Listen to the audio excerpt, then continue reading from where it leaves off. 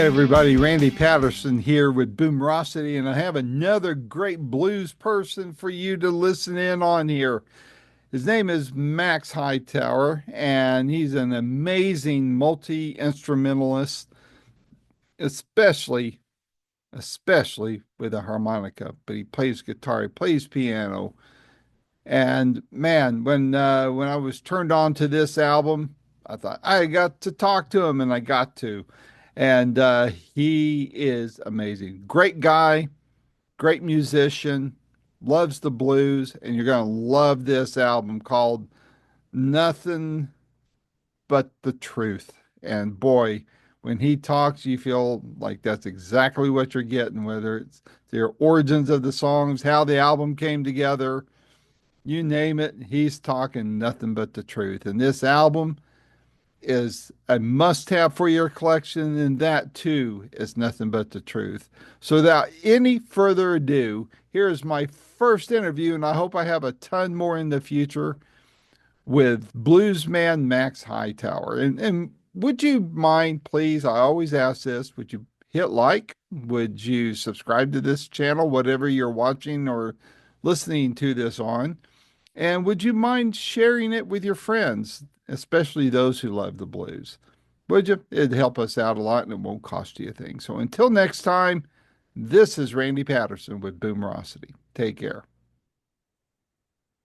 Hello, Hey Randy, can Max. you hear me? Yeah, man. How you doing? I'm doing super. How about yourself? No, I'm doing great. Got me a cup of coffee. I'm good. Well, I got my unsweet tea. Well, you ain't in the South, are you? Yeah, well, I was born here, but I was raised in Arizona, so it beat the sweet out of me, and I stuck with unsweet ever since. Yeah, So, I like that. That sounds like a song. yeah, well, there you go. You've got my permission to use it. But so you're where it now over in South Carolina? Yeah, yes, sir. In South Carolina, All Greenville, right. South. Oh, not far at all. I'm just on the other side of the mountain from you. I mean, Okay. Yeah, you're up in I'm what, Virginia? no, I'm in Sevierville, Okay. Tennessee, Yeah, Smoky Mountains. you're not too far. So. I know a lot of people in Anderson, just a little below you there. So, but were you impacted by the hurricanes at all? Um, yeah, it knocked us out. We was out for a week or so, no power, but Mm. that was nothing compared to what they got up in Asheville. So I'm not complaining at all. No, I hear You you. know, Yeah, that interstate kind of got wiped out near me here too, and but we didn't even get a flooded ditch here, so I can't complain at all. But it's just hate it for those people and trying to point people in the right direction to they want to give and such. They really need it over there. They really do. So but yeah, well, hey man, I was really the people.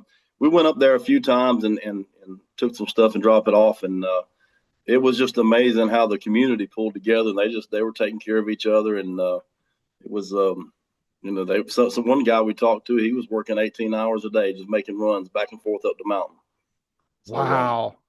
yeah, And yeah. from what I was hearing from some friends of mine, there's just some areas there that are, I mean, they're just now making them kind of accessible and such. And it's like, what the heck?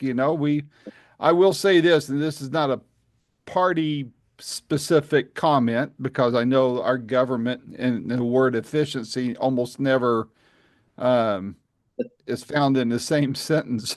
Um, But regardless of the party, I mean, we pay enough in taxes. Dadgummit, we should be taking care of the people there. California with these fires, let's fix some problems too, but that's doggone it, right. let's take care of our people. That's right. I'm with you 100%. So, well, hey, I'm glad you're taking the time to chat, man. I heard your new album and told Mark, I mean, I wanted to talk to you, and I'm glad you were available. So thanks for taking the time. And for those the viewers and listeners, this will go out on the podcast as well as on out on video. Tell people about yourself. How long you been in the business? What all you play? Who you've played with? And then we'll get into this great new album of yours. Um, I don't know. I kind of break it down. I mean, I've been doing it for uh, I don't know, probably 35, 36 years. Ever since I was like 12 years old. I just did. When I heard that first Muddy Mississippi Waters live cassette tape, that was it for Hmm. me, and that was kind of the start. And I heard Muddy playing that slide. I didn't even know what a slide guitar was. My grandmother, she played, had a gospel group back when she was younger, and she still had her old Wow. 1950 Silvertone. And I told her I want to learn play guitar. So she pulled that thing out from under the bed. I didn't even know she had it. And but what I didn't know, because I never had a guitar lesson, is that the neck wasn't screwed on good, so it was a little warped, and it had three rusted strings from the 50s, and I couldn't figure out why I couldn't play. uh, so after I got frustrated, I said, "Well, what's this other sound?" That was James Cotton playing on that, and of course, it didn't sound like Charlie McCoy or somebody like that. It was amplified and distorted and aggressive. And she said, "I think it's a harmonica." And so she went out and bought me a C harmonica. And luckily, Wow. about every song on that album was in the key of G. So I just kind of picked up on it. Hmm. And then from that point, I just, it's one of them things. Once that bug, once you find, what you want to do, you just go. And man, I was sneaking out of the house when I was, 13, 14 years old, and getting a taxi and hitting the bars and playing as much as I could. And I really haven't Wow. stopped. Hmm. So yeah, and I just from that point on, around here there was a lot of country music, but then I went to Houston and I got a chance to play with, some guys you maybe never heard of, Frank Savalto, Big Roger Collins, and some guys like that, and um, just and then I came back home, and then years later I hooked up with Mac, and we've been together for 20 years, and you know Wow. and we've seen a lot and played with a lot of great play. I think one of the greatest things was standing on stage with Hubert Sumlin. I didn't even Wow. want to play. I just kind of stood there Going, and listened to him play. I mean, what do you to do? come over and wipe the drool off your mouth, right? So, Oh man, it was just amazing. He was just an angel. He was just I don't. He was definitely just an angel. That's all I can yeah. say. Now, when you just for people that hear this, I'll mention it in the intro later when I dub that in, but tell people who you're referring to when you say Mac. Oh yeah, I'm sorry. It's Mac Arnold. Mac Arnold. He Yep. played bass with Muddy Waters and Right. Johnny Hooker, Otis Spann, just a whole slew of them. And he's on a lot of Hmm. those old records. The Live at the Whiskey a Go Go with with Johnny Hooker, and I think there was a Muddy Waters unissued that was released. He's on that, and so yeah, that's. I figure everybody knows who Mac is. You got to throw That's the right. Arnold on the last of it, right? They, That's right. That's yeah. almost like saying Elvis, right? Well, but you don't, I mean, to try to kind of segue into this album, you don't play just the harmonica anymore. You play other instruments as well, correct? Yeah, yeah. I guess I started. I finally got me a guitar with all the strings on it, and yeah, but I didn't know. Again, I didn't know what I was doing. I just kept messing around, and I figured out. I think somebody showed me what a G chord. Now, actually, a guy named Mickey Fowler. He you probably don't know who he is, but he's kind of a local legend, country guy. Um, and he showed me my first chord, and it was a G chord. He showed me like C and D and the whole thing, but all I remember was that G, and I just messed around with that G, and then I started figuring out other things, and then later, my aunt, she had a big upright piano, and she just wanted it moved. I said, "Well, I'll take it," and you find out who your friends are, and yeah. Well, yeah, I got that thing moved, and I started figuring out. So, well, this is a G chord, this is a C chord, and I just translated the piano. And as time went on, basically what happened was I just wanted to play harmonica, really, but um, I would play in some bands, and you just couldn't play it. harmonica on every song just wasn't working, and you were kind of Right. expendable in a sense. So I just started learning. Plus, the piano and the guitar, it helped me in writing, writing music. So, you know, Hmm. and then the probably the best thing is, and I got is I found out I, during COVID, um, we wasn't playing at all. There was no money coming in, no unemployment, no nothing. Just and I started getting calls for just just a solo thing, and I was like, well, in my mind, I'm thinking, well, I don't really do solo, but I'm gonna figure it out. And so I just started doing solo stuff, and the one funny thing I will tell you this, the little neck brace that you see Neil Hmm. Young and those guys use. Well, I was Dylan. doing a gig Yeah. and I said, well, I can play harmonica and guitar at the same time. And I had that thing on, and I'm trying to play, and and as I'm doing it, the whole neck brace shifted with me. It was shifting like this, and then it would shift back and forth. And I just had to stop the song and apologize to everybody. I took it off. I just threw it away. I never play use it again. Um, but yeah. So it was it was a good thing, just to get out there and do the solo stuff. You know, Yeah. you you Yeah. you grow a lot. It's amazing what you can Well, do when you have to do it. well, I've heard that a lot. I was doing a ton of interviews during the pandemic, and and then of course after, and the pandemic I think was in some ways a blessing in disguise to artists like yourself because it gave you the, excuse me, gave you the time to do, to create, to learn, to branch out. And I think that, I think you're benefiting from that experience, and I know others have. And Mhm. that's, did you get a lot of songwriting done during that time? I've always written. It's just one of those things. It's like it's almost a ritual. It's like you wake up and your brain's fresh. You don't even turn your phone on. You grab a cup of coffee, pick up the guitar, and you just see what happens. And that's where I do most of my writing.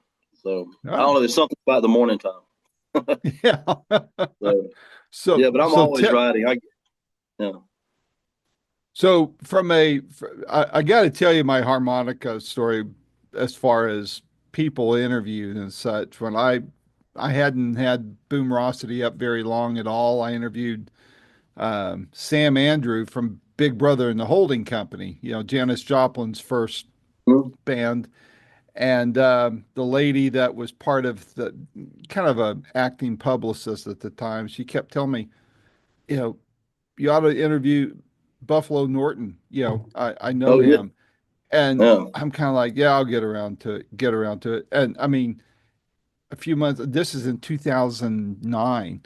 And like, I kept kind of putting it off because I was working on other things. And the next thing I know, he's gone. It's Yeah. like, lesson learned, man. I had my chance to talk to Buffalo Norton, Steve Miller Mhm. Band and all that. And so that's why I jump at chances now. If I can, I will. But gosh, there's something about that. What do you think it is about harmonicas that reel people in? Because it's different than any other instrument. You can't fake it really. It either is or it isn't, right? So what do you think it is that hooks people on it? Well, I think for one thing, if somebody's playing a saxophone, you're seeing them, you're seeing their fingers, you're seeing all this happening. With a guitar, you're seeing their fingers, and the piano, you always see something happening. But with a harmonica, it's like It's what's going on secret. in there? What's happening? What? It's like, is it magic? But it is. It's all these things that are happening in your chest and your belly and your throat muscles, and it's just people don't see it, and it's kind of, I ain't gonna say it's hard to teach, but if I get people say, hey, give me a lesson, I mean, I'm like, or lessons, and I'm like, no, you just need, let's sit down for about 45 minutes, 30 minutes, and I can tell you everything that you need to know, and then the rest of it you're on your own. Yeah, yeah. So, it's just one of those. I don't know. So and plus it's one of those instruments where you most people look at it as a toy, you know. And then when you pull it out and you actually start playing it, they're like, whoa, you know. So and it's kind of and it's other than I know you don't hear a lot of blues like on mainstream, like say country music or a lot of the rock and roll. Um, but Willie Nelson always had Mickey Raphael, which to me he's one of Right. the greatest out there. Period. And I would, I'm really surprised that we don't hear more harmonica in some country music and rock and roll for Yeah. that matter. And rock and roll, yeah. I mean, you get Mick Jagger doing it from time. Well, there was a Christian artist. I didn't have this written down, but I was going to see if you heard of him. Now that it pops into mind because I have this image, and I'll tell you why in a moment. But have you ever heard of Daryl Mansfield? I've heard the name, but I'm not that familiar with him. I was dabbling in Christian concert promoting way back when I'm younger than you are, or when I was younger than you are now. And he comes out on stage. It was at the Celebrity Theater in Phoenix, Arizona, and he's got this belt on. And he Yeah, looked like a daggum gunslinger, man, because it just yeah, had all these harmonicas in it. And I was like, yeah. what the heck, you know? Been there, done And that. yeah, he just was slinging those babies out and all over those things, man. It was wonderful.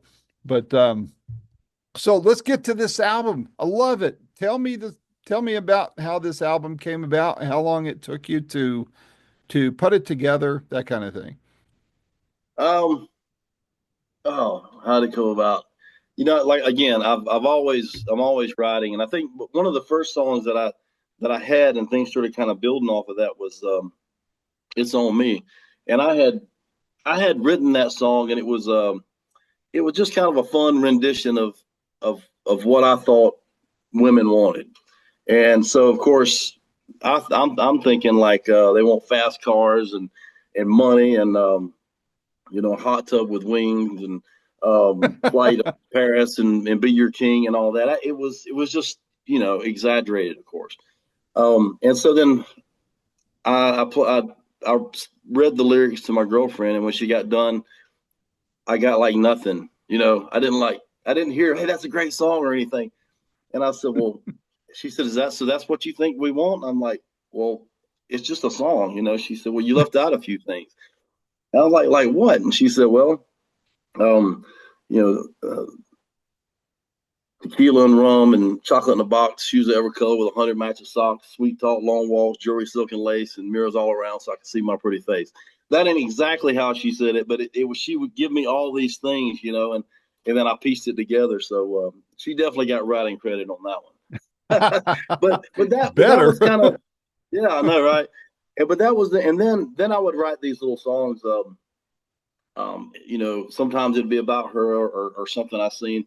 And I like the fact that it was not a serious song because I've written a lot of serious songs and sad songs and that kind of thing. And I enjoyed writing that one. And so I just kind of stayed in that groove. And then I Hmm. started, writing stuff like Double Bubble. That's just a fun song. And again, I'm exaggerating. And then Here She Comes. That's just a girl walks into a bar and and just how what happens in the room, especially if you're standing from the stage. And actually, when I wrote that one, it's kind of weird because it kind of wrote it as a scat. Because before this, the guys that I put together, I actually was working with a stand up bass player and a jazz drummer, and I was kind of working on these songs at first, and then I mean, I could go down the whole list, but as you listen to the songs, you'll notice they're all kind of there's kind of fun songs. Hmm. There's nothing real, and it kind of goes back to the song I Ain't Lying. And the idea behind that song, I had an uncle, through marriage. They called him Gopher, and Gopher, he's one of these guys. He never worked a day in his life. I don't think, as far as I know, but he always had a pocket full of money, snakeskin boots, some Woo. old wore out blue jeans, a Harley Davidson coat, John Deere hat, and about 10 or 20 gold chains on his neck and rings on every finger. And he was always chewing on a cigar. And everything he said, he would always exaggerate. And I don't know. And when he would say something, he would say, I ain't lying. I ain't lying. And he'd say it like 3 or 4 times, and you knew he was lying. When he says he ain't lying, he's lying. So when I started writing this song, I took the way he would tell a story and exaggerate it to the point where it's just, out of control. And then I would throw, I ain't lying in there. And so that's where the Nothin But The Truth, because I say that in there. And mm-hmm. that's that's why I didn't name the album after a song. I took a little phrase out of there because it kind of sums up the whole thing, with the Mm-hmm. Nothing But The Truth. I ain't lying. And so anyway, I don't Well, know. how long? It just, Go ahead. no, I was just going to say that there's I don't know. It was one of those songs where you're writing and you actually laugh at yourself. If I'm sitting there writing something, I just fall out like there's nobody around, just me, and I'm laughing. I'm like, and you just keep going with it. It was fun to do that and I'm not knocking, but there's a lot of sad songs and tear jerkers and stuff that just makes you want to go and get sit in the corner and cry. But I didn't want to. I don't know. I wasn't in that zone. I just Yeah. so, but that's a good Well, thing. hey, that's right. It's a different side of the blues. How long did it take you to record this? Well, I had went to I had talked to Jon Atkinson, Big Jon, up in Bristol, and then I was gonna do it up there, but then he moved to New Orleans, so it's taking a little longer. And but I went down there and I recorded. I wanted to get a feel for it and record a few songs, and it went really well. And he does everything old school, reel to reel and the old Mm-hmm. RCA mics, and so. But then I came back home and a little time was going by, and I had written a few more songs, and I said, well, instead of going down there, because I wanted to work with the guys. I said, what? Let me back up a little bit. Um, I have worked with several different people with these songs, and I was going more in the jazz direction at first, and I had a gig where um, I had literally forgot about it, and I had nobody booked, to play with me. And so I called up some friends that I hadn't played with in a while, and then Brandon Phelps, the drummer, and he said call Fleetwood. So then the Fleet was the bass player. Called up Fleetwood, and they basically done the show with they didn't really know the songs, but they're playing them, and they're playing them a little more funky. They're putting something on it that wasn't there before, and Mm-hmm. people were they're really digging the songs. And I said, man, this they're fun songs, and they're putting a certain thing on it. And anyway, I said, man, I need to record with these guys. So we started rehearsing them and all, and we went into a few studios, and I've been in a lot of studios, but Mm-hmm. we get in there, and I wanted to record like you remember the old Johnny Winters stuff he did at Blue Sky. He did the Hard Mm-hmm. Again with Muddy Waters, and Mm-hmm. it's a great article. They re-released that, and Bob Mergolan, he wrote a great article about that recording session, and it was basically how Muddy didn't want headphones. They set up a amplifier, and he just sang, so nobody had headphones on. They had a monitor, was the amplifier, and it was all recorded live, and they had like microphones in the ceiling, and anyway, so that was the approach I wanted to take. But when I went to go in the studio, they would say things like, well, you were getting too much bleed over, so you're going to have to overdub the vocals. And, then one time this was it for me. They were complaining about the timing, because the timing was, if you're having fun and the timing speeds up, I mean, I don't care. It just record the song. I just want to capture what happens, but they want everything to be exactly right. And I just told them, I said, I can't do this. This is not going to work. So that's when I called John up. I said, John, we're coming back, man. So, uh, me and Fleetwood and Brandon Phelps, we packed it up and we went down to New Orleans and hooked up with John, and John brought in some horns and piano, and man, it's crazy because you have this plan and this mindset of how everything is going to go. But Mm-hmm. when we got down there, it was a game changer because things were happening that I didn't anticipate, and it was all good because you have an idea for a song, but when everybody gets together and it starts happening in a live situation, it could go anywhere. And Yeah. so and that's kind of what happened, and I don't know that I can record any other way now. So it was just a lot of fun. We had a blast, and Jon is that guy that keeps it real. He there was I asked him one time when we first started, he was doing something with the mics, and I said, man, what if if I need to redo the vocals or something, and he said, just sing it right, just get it right. So pretty much yeah, and so everything you hear on there, the good, bad, and ugly, any mistakes, it's just all there. If the timing changes, because it just changed. So it's Yeah. pretty much what happened is what happened. So Wow.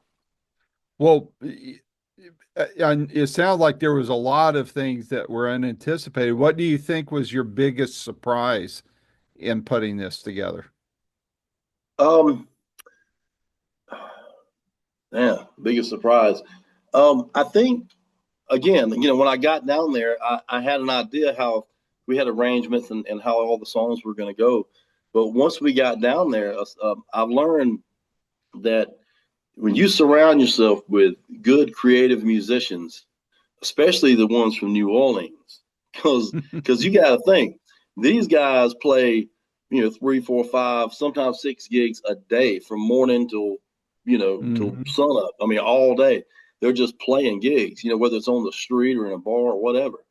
And it's they and they're just so creative. So when you pull them in, it's it's um it's just I don't know. It's just you got to let them go. In other words, these are not guys that you say do this, do that, don't do this. I learned real quick just to keep my mouth shut and let it happen. And that's what happened. Very So cool. Very cool. yeah. Did so for you, I mean, you mentioned a lot of the songs there, and again, it was hard for me and when I'm talking to friends and such and saying, "Hey, check this out." I don't always say that it's my favorite song off the album. For me, it's like, "Hey, if you listen to this, then you're going to really love the rest of the record." And so I call it the calling card. Do you have on this album, do you have a song that you would point people to, especially people who haven't heard of you before, and say, "Hey, if you like this song, you're going to really dig the rest of the record"? Um.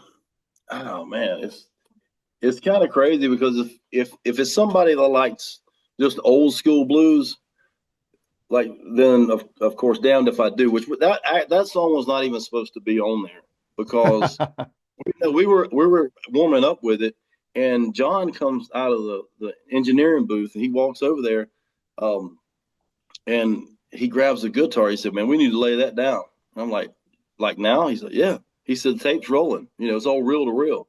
And so we just what you heard was pretty much a one take, and James was on the horn, and I remember Jon was kind of directing everything. He told um, uh, James he said, "Man, just think Howlin' Wolf, and then we messed around with just a little bit of it, and then bam, we laid it down, and it just came together. So as far as old school blues, that would be the one. But I would say out of all the songs, as far as it being well written and put together, would probably be Too Much and Not Enough, Not Enough and Too Much. Mhm. And the thing about that song has been with me for 25 years. Well, not the Wow. song, but the concept. And I'm Hmm. not even sure why I came up with it, but it was too much, too much and not enough, not enough, too much, not enough of your. I didn't know where it was going until we were setting up for a gig, and the drummer was just playing this beat, a beat I'd heard before. It's just kind of a, but he was doing it, and it just kind of like hit me, and I grabbed the guitar and I started playing this groove. It was just like boom, boom, boom.